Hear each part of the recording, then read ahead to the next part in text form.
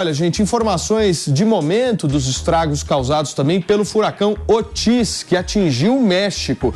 A gente tem 1 milhão de pessoas sem energia elétrica, sem telefone, sem ter como sair da cidade de Acapulco. Familiares estão há 24 horas sem nenhum tipo de notícia.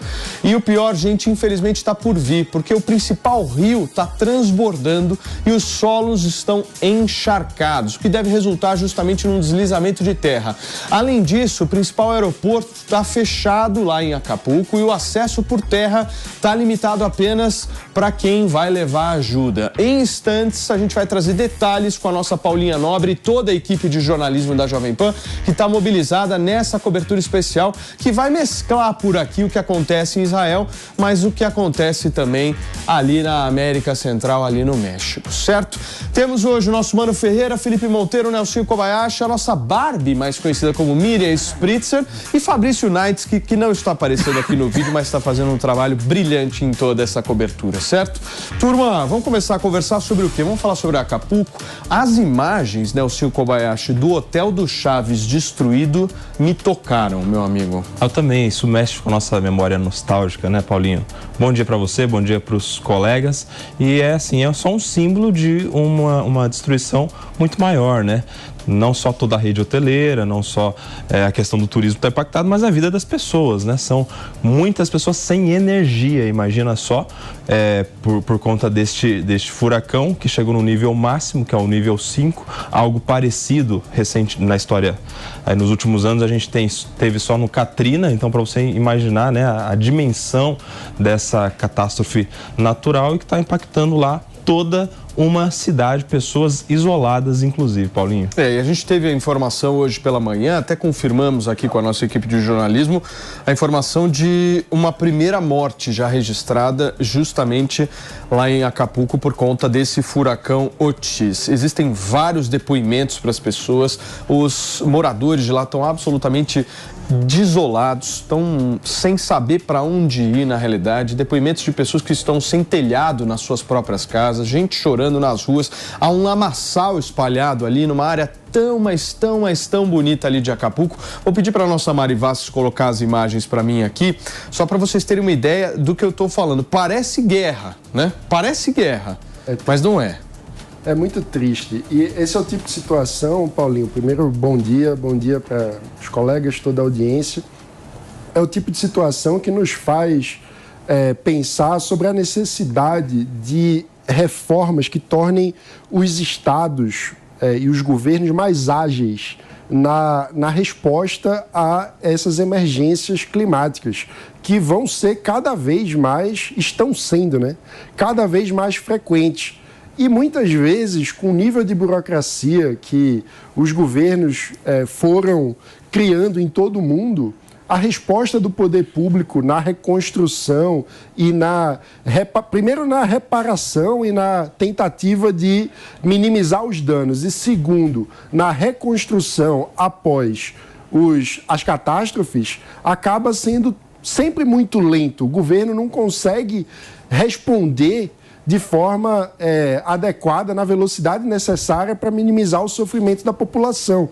E isso exige que a gente faça uma discussão sobre como fazer reformas que tornem o poder público, que tornem os governos com mais capacidade de reação. Porque é até curioso, quando a gente pensa historicamente, os governos foram perdendo capacidade em função de várias legislações, por exemplo, de licenciamentos, de muitos processos que foram sendo criados ao longo dos anos. Os governos hoje respondem com menos velocidade do que antes. Quando a gente pensa na construção de Brasília, em 5 anos, o Brasil fez no meio do deserto toda uma cidade, uma capital. Hoje, em 5 anos, a gente comemora a inauguração de banheiro de público na praia. Ou mudança de nome de rua, né, Mano Ferreira? Isso acontece com uma certa velocidade aqui no Brasil. Esses processos são rápidos. Agora, imaginem essa situação que vocês veem nessas imagens aí. Coloca pra mim, Mari. Essa situação é a seguinte, gente. Pra você que tá no rádio e não tá vendo essas imagens, tem um lamaçal. Acapulco tá completamente destruída. Só que existe uma coisa pior aí nessa história. Essas pessoas estão ilhadas porque não tem telefone, não tem internet, não tem voo, o aeroporto está fechado por conta dessa destruição. As estradas estão bloqueadas com receio, inclusive, de termos aí novos desmoronamentos, como esse que você está vendo agora na imagem. Ou seja, uma situação de calamidade pública com pessoas ilhadas e sem acesso à informação.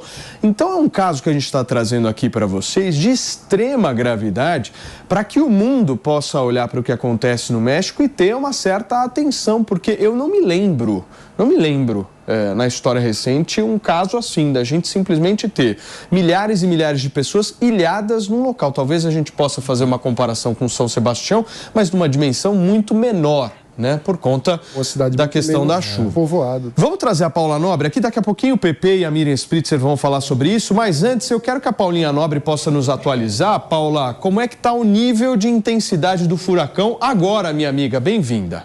Tudo bem, Paulinho? Muito bom dia a você. Bom dia a todo o nosso elenco do Morning Show desta quinta-feira. Bom dia para vocês, gente. Bom dia à nossa audiência também.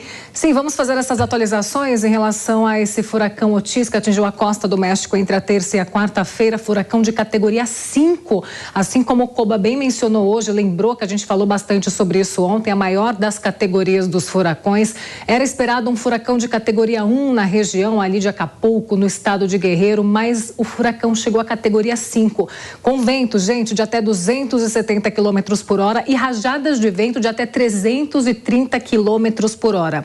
A questão é a seguinte, observando as agências meteorológicas do México ontem à noite, fazendo essa ronda toda justamente com a Mari Vasques, a nossa editora aqui do Morning Show, que a gente estava tendo esse papo ontem à noite, observando esse furacão, ele já tinha perdido intensidade na manhã de ontem, assim como a gente tinha conversado, saiu de categoria 5 para categoria 2 e durante a tarde ele se transformou em uma baixa pressão, ou seja, com menor intensidade. Mas a questão é a seguinte, ele vai provocar chuva forte ainda na região de Oaxaca, Acapulco também, no estado de Guerreiro. O estado de Guerreiro é onde fica Acapulco, inclusive, ali no México. Tem chance de chuva forte ainda em todas essas áreas já atingidas pelo furacão entre a terça e a quarta-feira, porque na própria terça-feira, antes desse furacão se formar, ele era uma tempestade tropical, ou seja, ele estava em percurso, esse furacão em curso para se tornar um furacão. Hoje mesmo no Jornal da Manhã eu dei uma imagem muito interessante que mostrou que o El Ninho mais forte, um dos mais fortes El Ninhos que o mundo registrou foi no ano de 1997 e as águas ao redor desse El Ninho estavam mais resfriadas, estavam mais azuis. As águas do El Ninho deste ano de 2023 de todos os oceanos estão muito mais avermelhadas. E é justamente essa água mais aquecida que colabora, é um fator importante para que esses furacões aconteçam, não somente como a gente viu na costa do México, mas em todo o mundo. Também são as responsáveis essas águas pelos ciclones que acontecem na região sul do Brasil também. Então as atualizações de agora são essas. Agora esse furacão passa de um furacão de categoria 2 para uma baixa pressão, provoca chuva forte ainda, ventos fortes. E um ponto muito interessante, Paulinho, que você mencionou aqui com a gente, é o risco para deslizamentos de terra. Uma das imagens, eu peço até que o nosso diretor de imagens coloque para a gente, uma das imagens é aquela imagem daquelas senhoras colocando o pé na lama, tentando tirar o pé na lama ali. Imagem muito chocante, inclusive, justamente porque o solo está muito encharcado na região. A chuva que vai caindo no decorrer do dia de hoje, amanhã dos próximos dias, porque tem essa previsão de chuva ainda, ela faz com que esse solo encharque ainda mais e tem o risco para deslizamento de terra, desmoronamentos, e são muitas pessoas, gente, desabrigadas. Olhei um vídeo hoje ali dos portais do México, sim, pessoas desabrigadas na região, sem casas mesmo, com tudo perdido, além do que a parte mais rica, né, que é o setor hoteleiro ali da região de Acapulco, que também foi devastado.